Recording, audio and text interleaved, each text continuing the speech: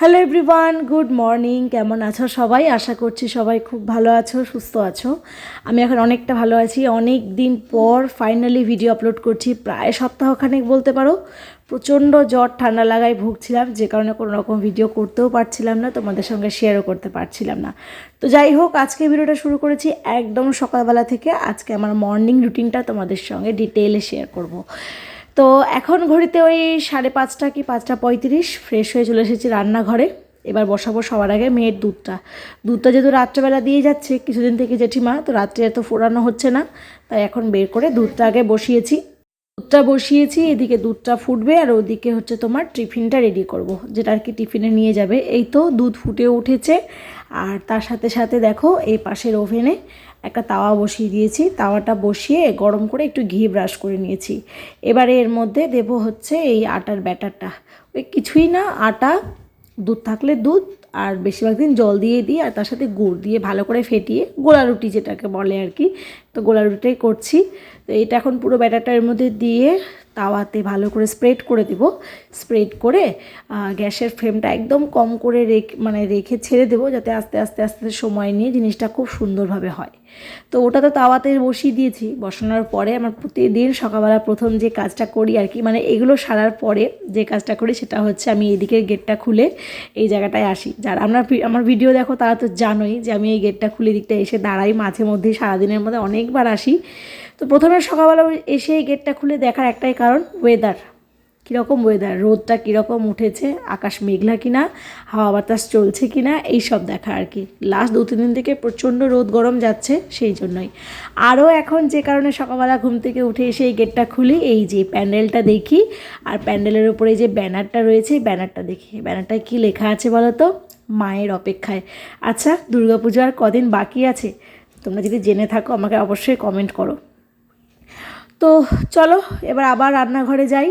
রান্নাঘরে এসে দেখছি একটু বেশি দাঁড়ানো হয়ে গেছিলো, হালকা একটু দেখতেই পাচ্ছ একটু ব্রাউন হয়ে গেছিলো। চাপ নেই, ওই পাটটা ফেলে দিয়ে বাকিটা ওকে দেবো। একটা পিঠ তো পুরোপুরি হয়ে গেছে, এবার এই পিঠটাও আস্তে আস্তে হবে। তারপরে ভালো করে ঘিয়ে সেকে এই যে এখানে নামিয়ে নিয়েছি। টিফিন রেডি, দুধও গরম হয়ে গেছে, দুটোকেই ঘরে নিয়ে এসেছি। ঘরে যেহেতু ফ্যানটা চলছে, ফ্যানে হয় তাড়াতাড়ি ঠান্ডা হয়ে যাবে, সেই জন্যই আর কি। তো এইগুলো এখানে হোক, ততক্ষণে মেয়েকেও ডেকে দিয়েছি, ও উঠে পড়েছে। টিফিন বাটিটাও এখানেই রাখলাম। তো চলো আমিও রেডি হব এবার, তারপরে ওকেও রেডি করাবো। খাওয়ানোর ব্যাপার আছে। খাওয়ানো বলতে কি, ও তো একাই খেয়ে নেয়। এদিকে বিছানাটাও গোছানো হয়ে গেছে, ও চলে গেছে বাথরুমে, আর এই ফাঁকে আমি নিজেও রেডি হয়ে নিয়েছি। আর মেয়েকে এখন না খুব একটা আমাকে রেডি করাতে হয় না, মোটামুটি 90% ও নিজেই রেডি হয়ে যেতে পারে। শুধু ওই স্কার্টের যে গ্যালেসটা আর কি, বেল্টটা, পেছনে বোতামটা আটকে দিতে হয়, চুলটা বেঁধে দিতে হয়, বাকিটা সবটা নিজেই করে। এখানে দুধ ছাতু দিয়ে দিয়েছি, দুধ ছাতু খাচ্ছে। আর এইদিকে ওর স্কুলের ব্যাগও রেডি, টিফিনটাও দিয়ে দিয়েছি ব্যাগে, চশমাও দিয়ে দিয়েছি। এবার আমি চশমাটা পরে নিই। দাঁড়াও, চশমাটা বোধহয় না এখানটায় নেই। চশমাটা আসলে গতকালকে রাত্রে ওই ঘরে একটু লাইভ করছিলাম, যারা লাইভে ছিলে তারা তো জানবেই, তো এখানেই থেকে গেছে। তো চলো, হয়ে গেছে আমরা মা মেয়ে রেডি। এবার আমরা মা মেয়ে দুজনে রেডি, মেয়েকে মুখটা ধুইয়ে দেবো, ধুয়ে দেওয়ার পর ঠাকুর প্রণাম করবে, তারপরে আমরা বেরিয়ে পড়েছি। টোটোতে উঠেও পড়েছি। টোটোতে উঠে এখানে আমরা যত রাজ্যের উল্টো পাল্টা আর কি করি। তো আজকে আমরা বলাবলি করছিলাম যে আমরা আজকে দাঁত দেখাবো ক্যামেরার সামনে, কার কটা দাঁত বেশি বেরোচ্ছে ক্যামেরার সামনে, সেই বলেই আর কি। তো যে আমি আমার ওপর পাটির দাঁত বের করেছি, ও ওর ওপর পাটির দাঁতটা বের করেছে, যে কার কতগুলো দাঁত। দেখো এদিকে মুখটা দাঁত বের করে বসেই আছে। তো এইসব করতে করতেই স্কুলের গেটে চলে এসেছি। ঢুকে পড়বে এখন স্কুলে। আর আমি যে টোটোতে এসেছিলাম সেই টোটোতেই মঙ্গলবাড়ি পর্যন্ত যাব। আর এই দিকে শুরু হয়েছে আবার গুড়ি গুড়ি, একদম ওই হয় না, কুয়াশার থেকে একটু বেশি জোরে বৃষ্টি পড়ছে। সাথে ছাতা নিনি, ওটাই টেনশান হচ্ছে যে মঙ্গলবাড়ি অবধি তো টোটোতে বসে চলে যাব, তারপরে কি করব। তো ভাবলাম যে না, যদি খুব বেশি জোরে বৃষ্টি পড়ে একটু এই কাকুকে রিকোয়েস্ট করবো যেন আমাকে নামিয়ে দিয়ে আসে। তো কাকু বললো যে না, একার জন্য আর তারাকালী মোড় অবধি যাবে না। তো তাই আমি মঙ্গলবাড়িতে নেমে একদম জোরে হাঁটা লাগিয়েছি, কারণ 2 দিন আগে জ্বর থেকে উঠেছি, বুঝতেই পারছো। এখন যদি আবার ভিজে যাই আর আবার যদি জ্বর আসে তো খুব খারাপ অবস্থা হয়ে যাবে। তো চলো, জোরে পায়ে হেঁটে বাড়ি তো পৌঁছে গেছি। বাড়ি এসে চেঞ্জ করে এখন বেশি করে জল খেয়ে নিচ্ছি।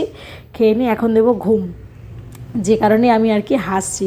আসলে সারা রাত ঘুমাই এই যে সকালবেলা এসে মেয়েকে রেখে এসে তারপর জল খেয়ে যে ঘুমটা দিই আমি না, ঘুমটা এত ভালো হয়। ওইদিকে পুরো বিছানা দেখেছো গোছানো কমপ্লিট, একটা বালিশ একটা কোল বালিশ আমি রেখে দিই।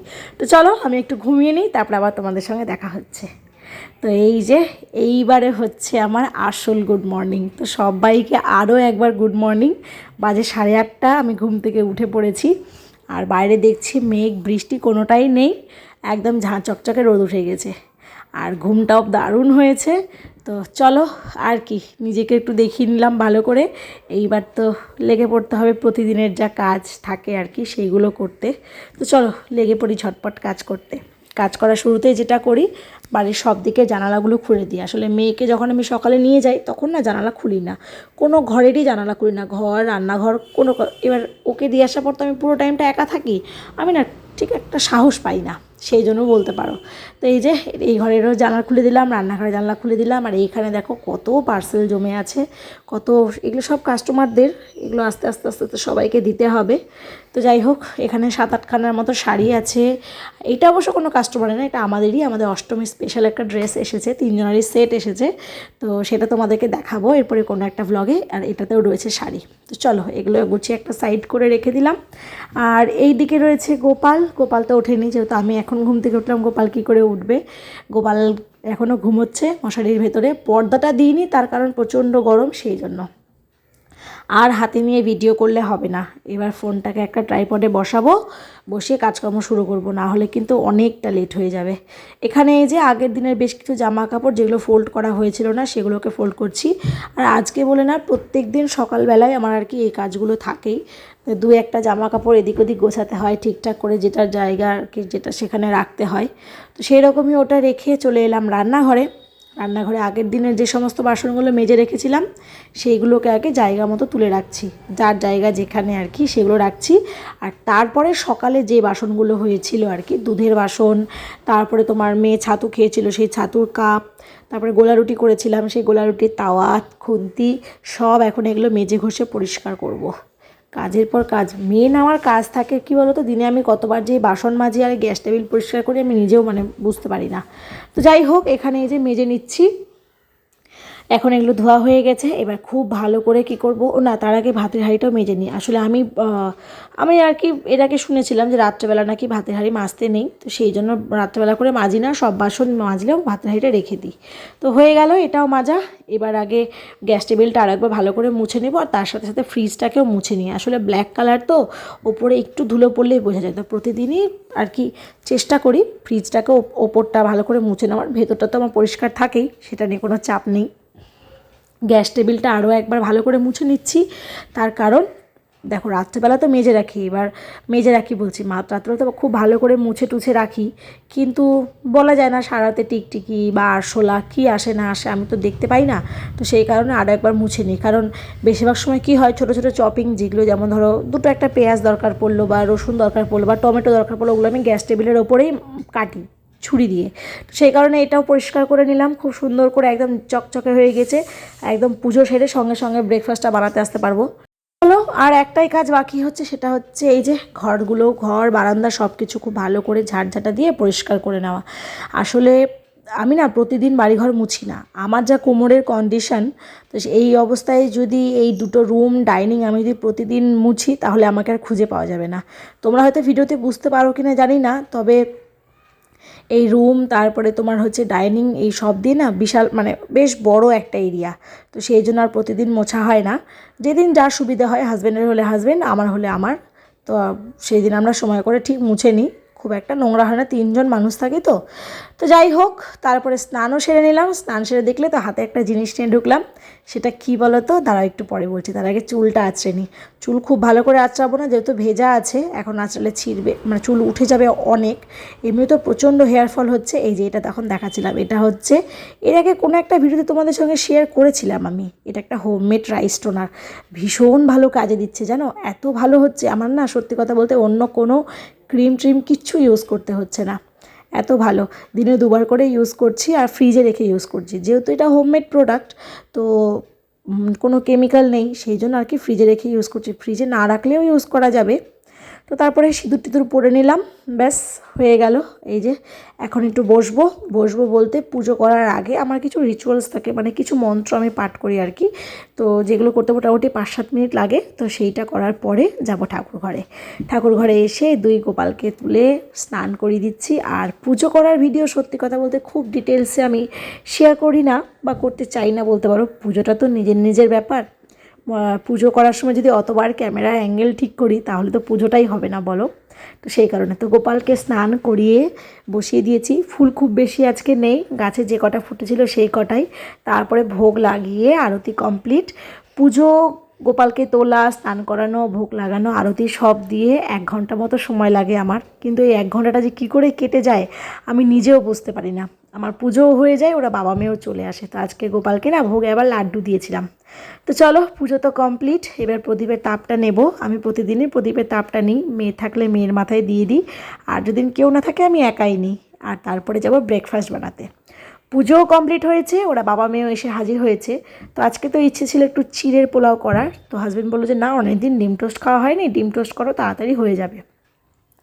ঠিক আছে, সেই মতোই বাটারটা বের করে নিলাম একটুখানি করে, তাওয়াতে একটু মেল্ট করে নিলাম। মেল্ট করার পরে এই যে একে একে এখন ডিম টোস্টটা ভাজবো। ডিম টোস্টটার মধ্যে আজকে ক্যাপসিকাম, গাজর কিছুই দিইনি, ওই পেঁয়াজ কুচি, লঙ্কা কুচি, ধনেপাতা কুচি, টমেটো কুচি, এই তো এই দিয়ে এক এক করে সবগুলো ডিম টোস্ট ভেজে নিয়েছি।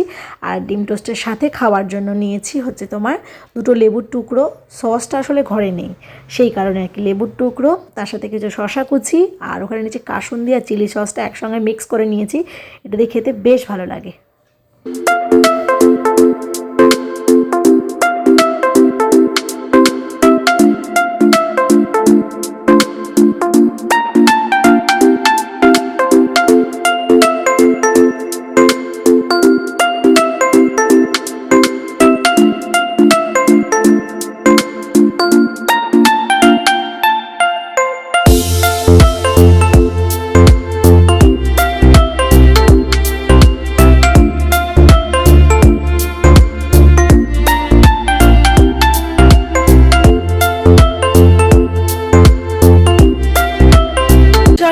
এই ছিল আমার মর্নিং রুটিন, একদম ডিটেইলসে আজকে তোমাদের সঙ্গে শেয়ার করলাম।